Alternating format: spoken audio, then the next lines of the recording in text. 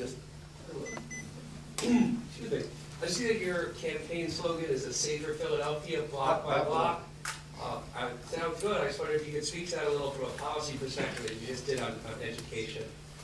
You know, first, the reason we said is, it really does start block by block in the way that it starts with organizing. I started out as a block captain, and that's how I got involved in politics. And what happened was the young people, between the adults and the young people, was the internet, and the people voted. I was like 20 years old when they elected me as block captain. And what I did is I went door to door and I talked to the neighbors in the community. And I talked to them about the importance of being involved. So really at heart, I'm organizing. So if you organize, I organize activity for a community. So we started with organizing the activity. We created an environment where people can get involved. From a public policy standpoint, how we connect that is it starts with safety and security. Because if you're going to organize a neighborhood, you gotta be safe and security.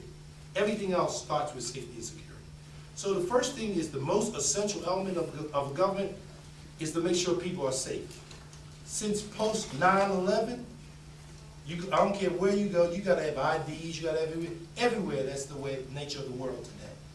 Safety is extremely important, and government's first most responsibility starts with safety. The second element of government, in my view, is to be an enterprise, to promote entrepreneurship. I started an initiative not too far from here. If y'all heard of the Enterprise Center, it's at 46th and Market, run by a woman named Della Clark. I started an enterprise where we are growing businesses. In New York City, they have something called the Retail Czar. What I'm trying to do is grow retail in the city of Philadelphia. 46th and Market started this initiative to grow businesses, because education and entrepreneurship go hand in hand. So folks like yourselves, who ideally we would like you to stay in the city of Philadelphia, the engines of the city of Philadelphia in the future is higher ed. Engines, Temple, Penn, LaSalle, Cheney, Lincoln, all of them are the engines.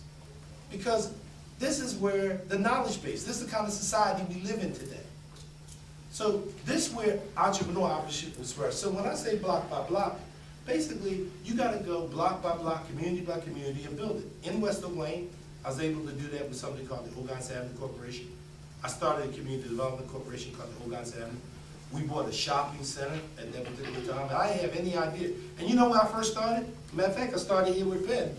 I started with Wharton. I started with Penn. I started with LaSalle, and I started with Temple.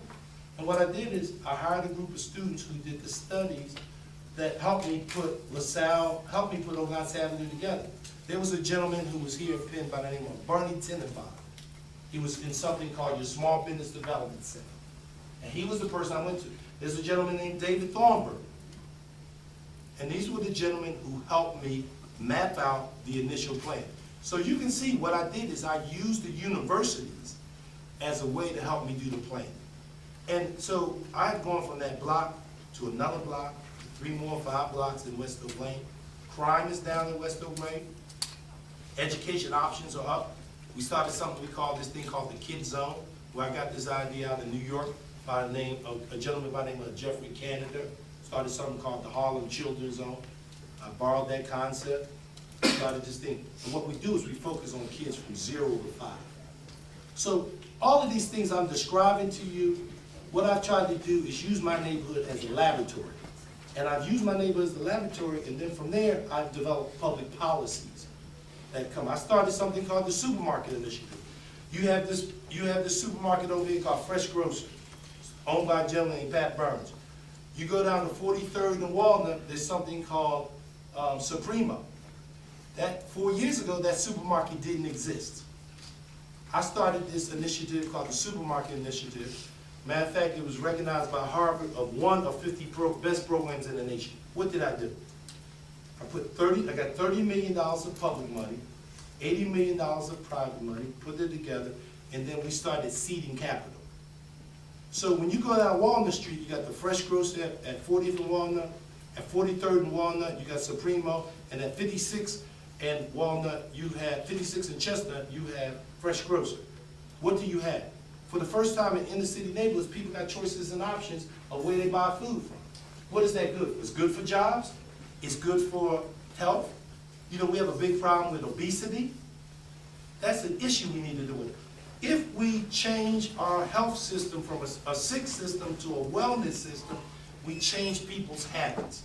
If we change people's habits, they are less inclined to have things like diabetes, high blood pressure, things of that nature. If you change that, then you change the element of where they invest their money. Now, let me tell you something about all these other people running. They're nice, decent people. And yes, they're qualified to run. But are they qualified to lead? They're qualified to run. Anybody, how many people in here 25 years of age? Well, none of you. So that's 1, 2, that's 3. How many residents of the city of Philadelphia live in Philadelphia 3 years? Well, see, let me tell you, it's a simple concept. You only have to be 25 years of age, you only have to live in the city for 3 years, and you can run. But that doesn't mean you're qualified to lead. See, anybody can run. So when there needed to be change in the Philadelphia School District, I led the charge. When it needed to be changed in the Philadelphia Police District, I led the charge. When it needed to be in Pennsylvania Convention Center, I led the charge. Now, I'm not saying these people are not nice people. What I'm just trying to explain to you, the distinction between somebody running and somebody having the capacity to lead.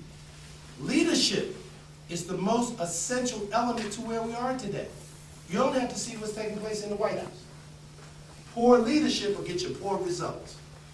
Poor leadership will get you poor results if you make the wrong choice.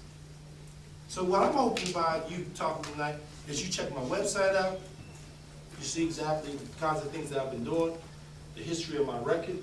I think I've been doing the kinds of things that I hope you see some kind of connection and that you'll want to support my candidacy. Great. Thank you very much.